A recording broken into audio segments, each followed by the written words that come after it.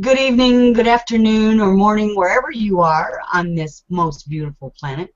This is Rebecca Jernigan coming to you live from the heart of America to around the globe via the World Wide Web, journeying into the realms of the known to the unknown. You're listening and watching Journeys with Rebecca from Project Camelot TV Network. Welcome and good evening, everyone. It's really nice to have you all here. We have a very special show tonight. This is our makeup show that didn't happen last week. Our guest tonight is Bob Davis. We're here to discuss one of his books, and we're going to get into some other things that he's going to discuss, but primarily we're going to begin this with the UFO phenomenon. Should I believe? Should you believe in UFOs? If you question why the subject of UFOs should be taken seriously, this book provides that answer. It's fascinating evidence. It gives you new perspectives and a detailed analysis, making this a thought-provoking study for those at any level of knowledge and belief in the UFO phenomenon. Now, obviously, we've done a lot of shows. A lot of people have done a lot of research on the UFO phenomenon, and it is very well researched. But tonight, Bob is going to break this down. We've got actually 4 categories that he has supplied us that we're going to kind of go through. And again, we're going to add some additional information as well. We're going to talk about the comprehensive and objective review of controversial studies, the evidence and theories, and future directions associated with the UFO phenomenon. We're also going to be talking about new perspectives provided through an objective investigation of alleged alien visitations of the Earth and the authenticity of the UFO phenomenon. We're also going to talk about the pilot and astronaut UFO experiences and strange encounters. And then we're also going to maybe get into the future directions and research that may be needed for a better understanding of this particular phenomenon. So it is really with my pleasure to introduce to everyone tonight Mr. Bob Davis. Bob, welcome to the show. Well, it's my pleasure being here, Jennifer. It's a great honor, and I'm a big fan. Oh, thank you. Well, we're certainly glad to have you back here and actually being able to be here with us. I mean, it was quite a challenge to get you on, and we've done a couple of tests, and even though we did those tests, you come on tonight, we had some more issues. Gosh, welcome to Mercury retrograde or whatever else is going on, eh? Anyway, Bob, I gave everybody the several times I gave everyone kind of the hint, as it were, that not only would you be talking about the UFO phenomenon and should you believe, but we're also going to be talking about some other topics that are near and dear to your heart. But I'm going to let you kind of begin all of this and just continue.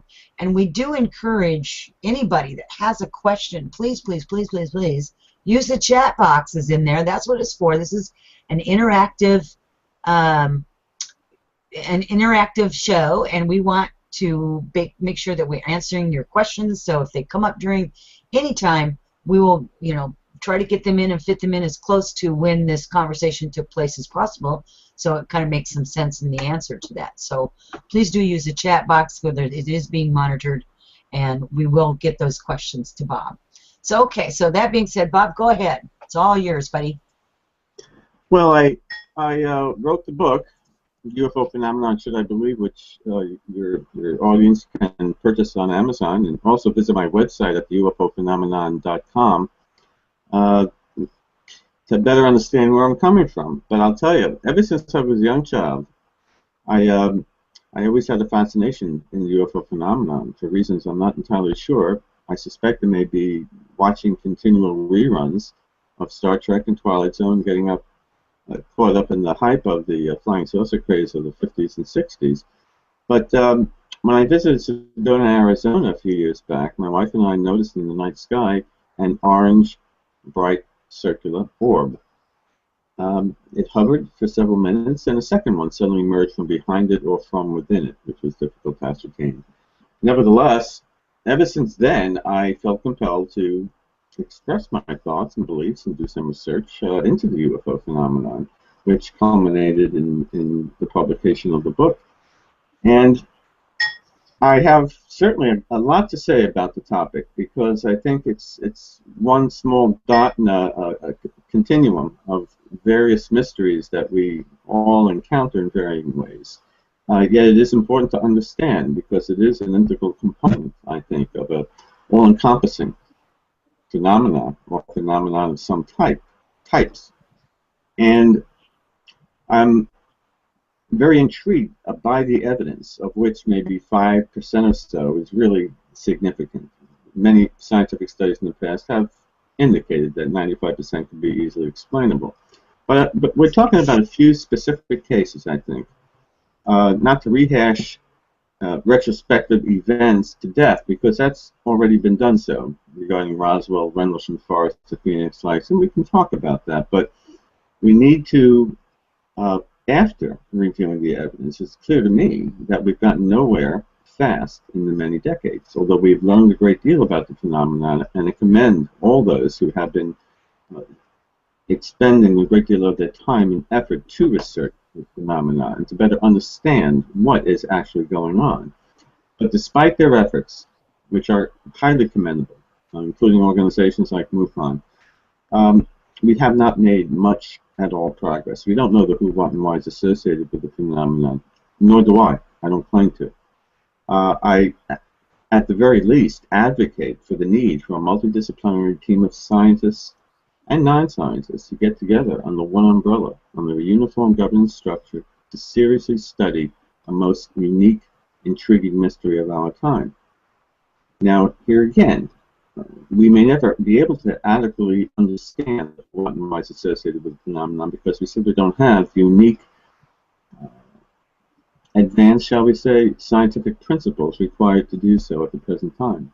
That doesn't mean we still can't try to better understand the phenomenon, the nuts and bolts, in a sense, of what is going on here and why so many thousands, if not millions of individuals worldwide for decades and likely centuries and beyond have had such unique, mystifying experiences that tend to have a very strong, compelling psychological and at times a physical effect on those who come up, shall we say, close and personal with physical craft, and especially the entities within.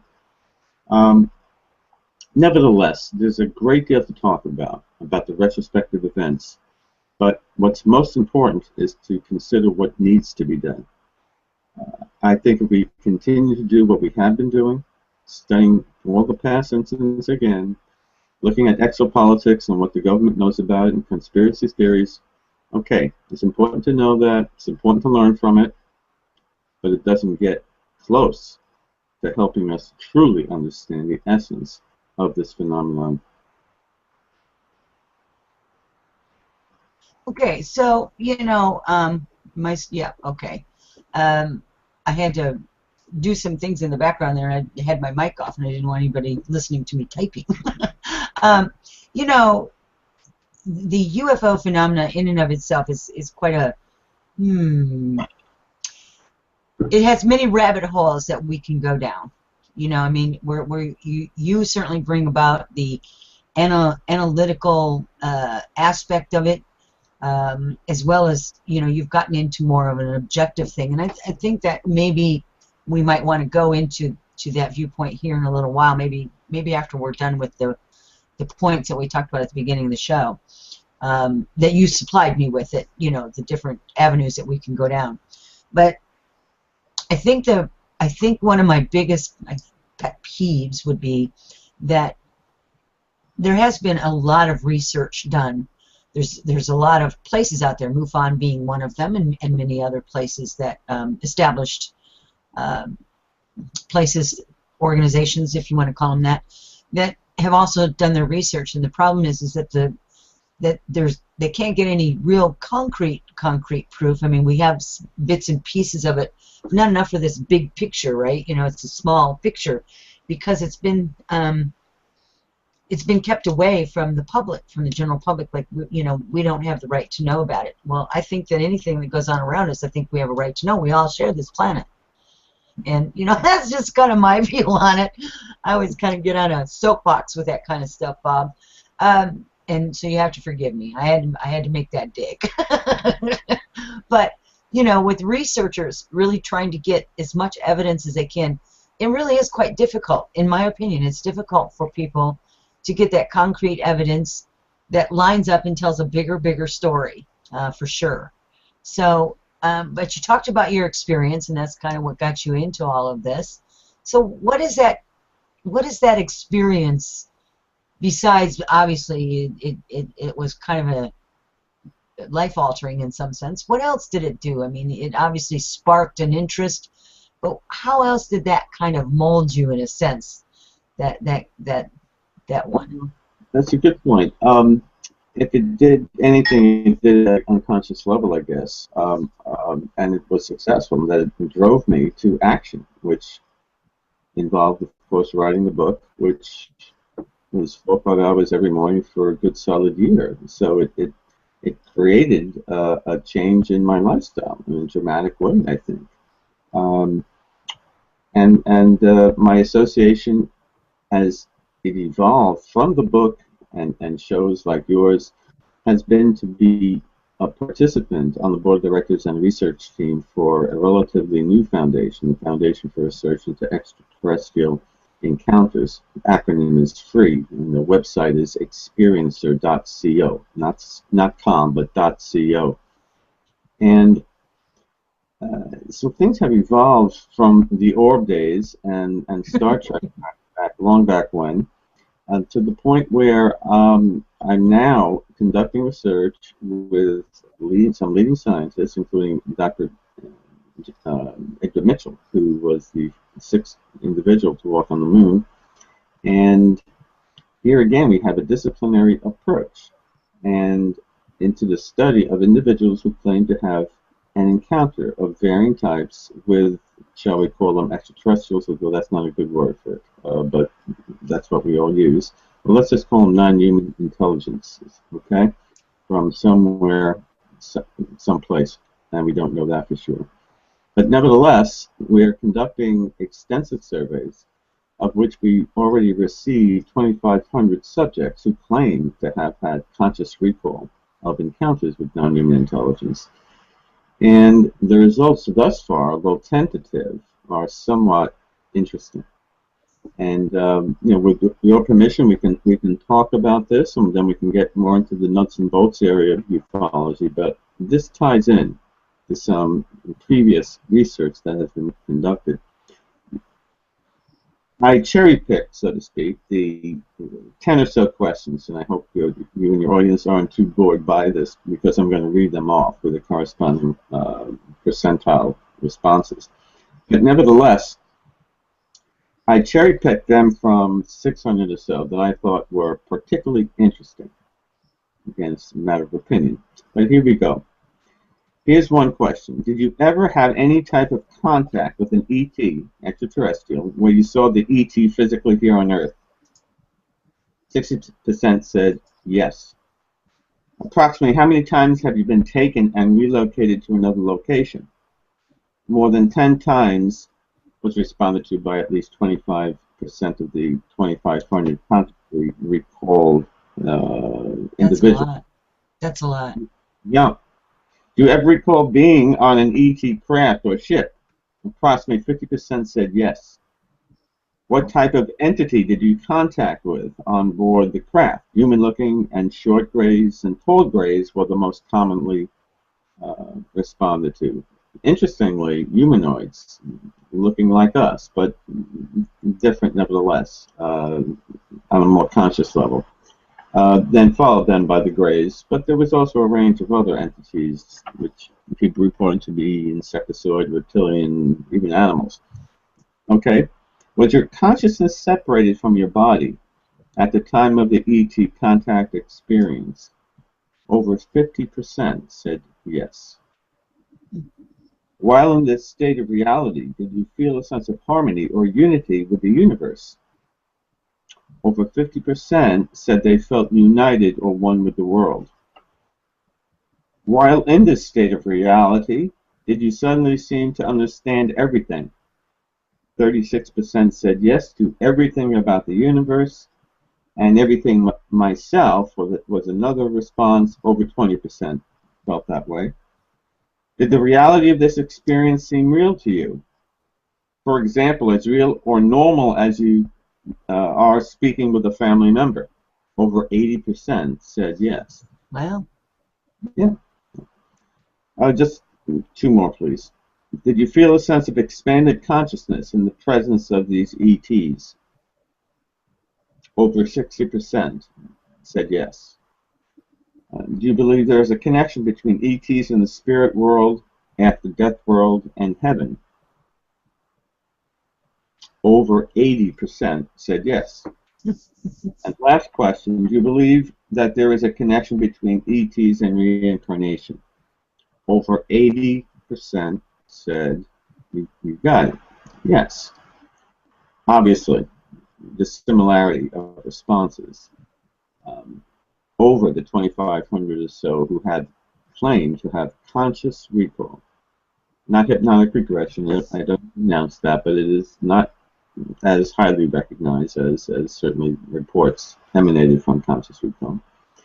And we're going to now follow up with all of these individuals with email qualitative questions to be later followed up through an interview process in order to sort of complement the quantitative data with the qualitative data.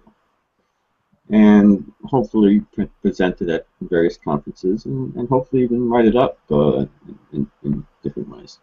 So what intrigues me most, we can talk about again, were dead alien creatures taken from Roswell, New Mexico back in, what was it, 47, and I saw them and whatever.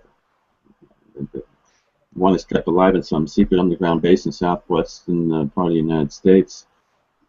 Okay, a lot of ufologists make a lot of these kind of conclusions with the lack of tangible evidence, and you referred to that very insightfully, I thought, earlier in your last comment. Now, as far as I'm concerned, there is no smoking gun, despite the contention, again, by many that there is. Roswell is, Phoenix Lights, etc. I don't see it. Not to the extent, at least, or the criteria I use to define what, in fact, is a smoking gun, what proves irrefutably, without a question of a doubt, that a UFO is non-earthly in origin, from another time, another galaxy, far, far away, another dimension. Who knows? But the point is of non-earthly origin. Studying past events, important, commend them, great, we learn something. But what we know so far about this phenomenon, as far as I can tell, is amounts to one grain of sand out of on all the beaches around the world. And maybe I'm exaggerating, but that's my opinion.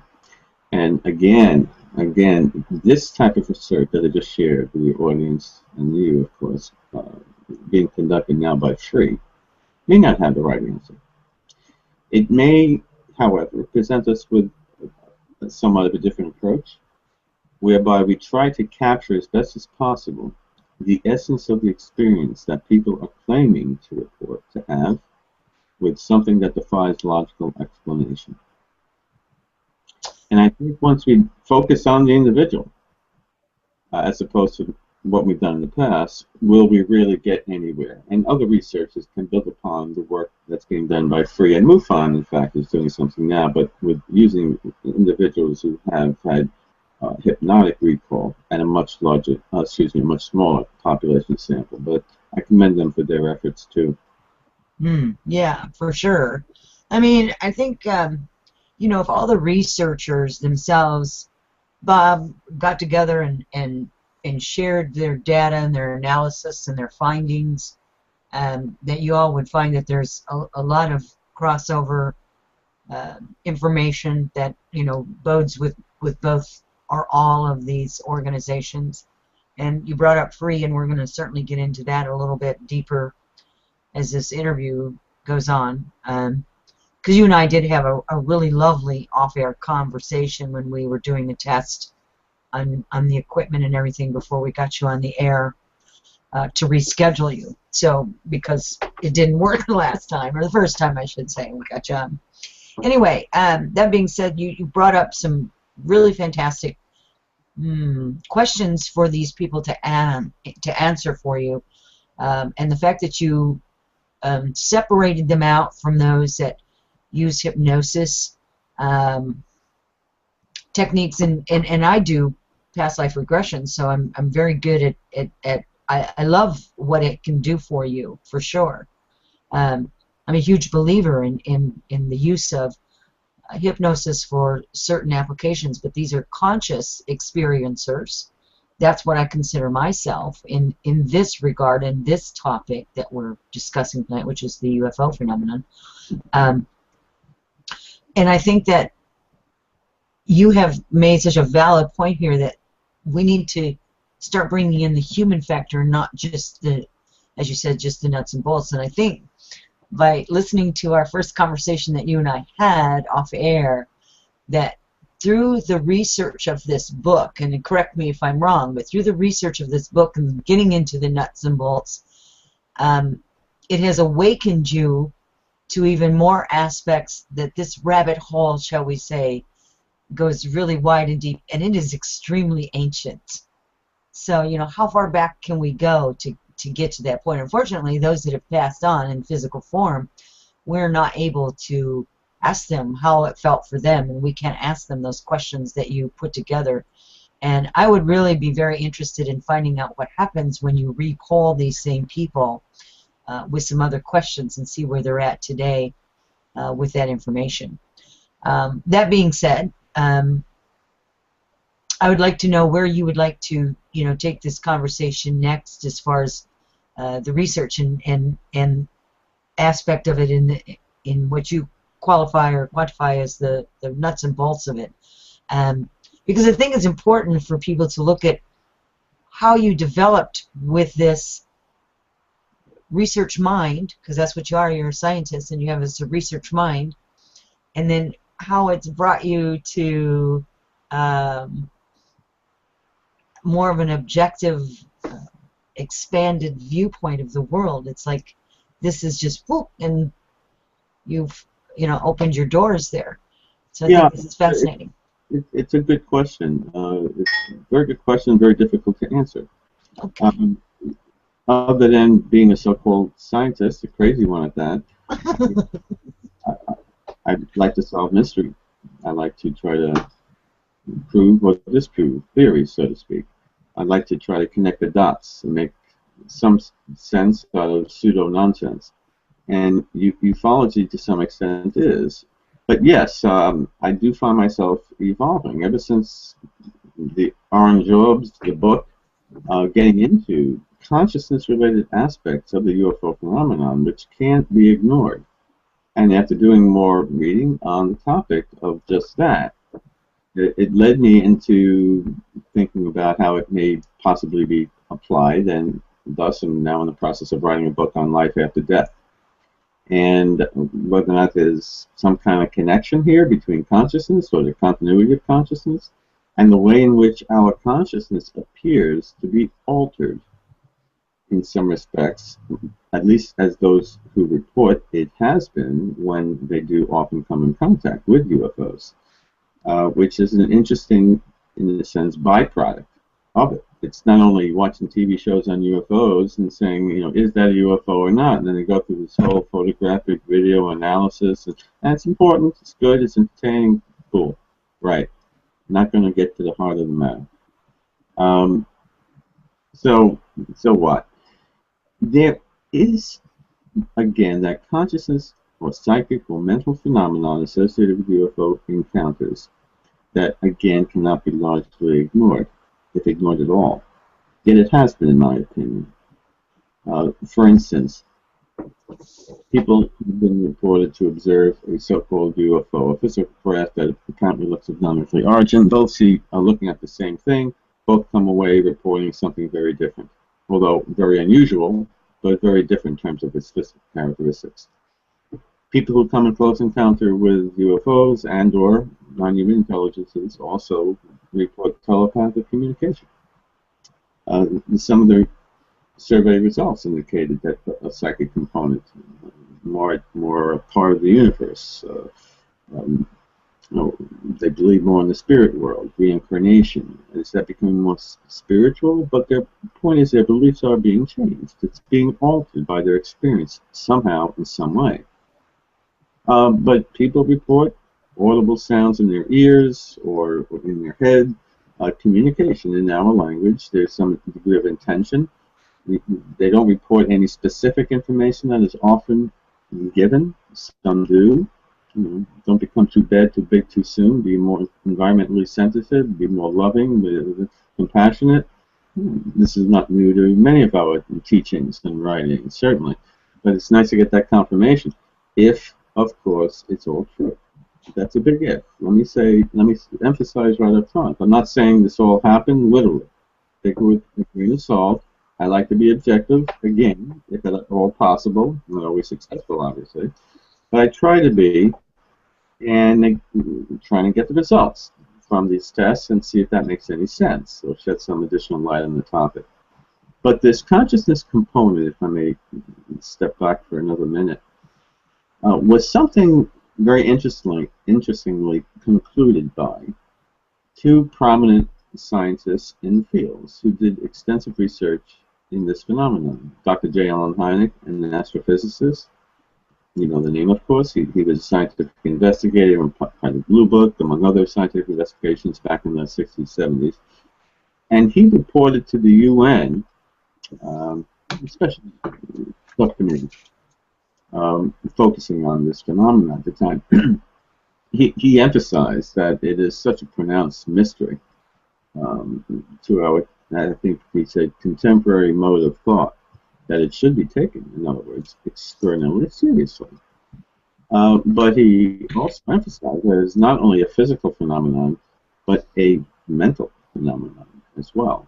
He didn't go into great detail about that, but he was well aware, as it was later revealed, that he was certainly somewhat convinced, to the point where he shared his viewpoint at the UN meeting, that people are experiencing something quite unique at a psychological level from this, and that it involves some aspect of conscious contact as well as physical contact in various ways. Now, John Mack, subsequently back in the 70s, who did research into the alien abduction phenomenon, you know the name, you know his work, I'm sure as many of your viewers do. Very interestingly, again, trying to connect the dots and make sense of it all, if I can, he also concluded that after doing extensive interviews, I'm not sure if it was hypnotic regression therapy, with those who reportedly have claimed to have been taken aboard a extraterrestrial craft, he was convinced that there was also a physical as well as what he called a psychic component to it. Because initially he was a skeptic, he became a firm believer in the abduction phenomena and the presence of some form of non-human intelligence. And in the process, the Harvard administration tried to remove him as a member of the faculty, tried to denounce his tenureship. Now, we're talking about a Nobel Prize winner in the field of psychiatry. It doesn't mean he has schizoid-like tendencies and is in left field. Unlikely, but you can't rule these things out. But when he speaks, without knowing much more about him, I listen. When Alan Hynek speaks, I can't help but listen.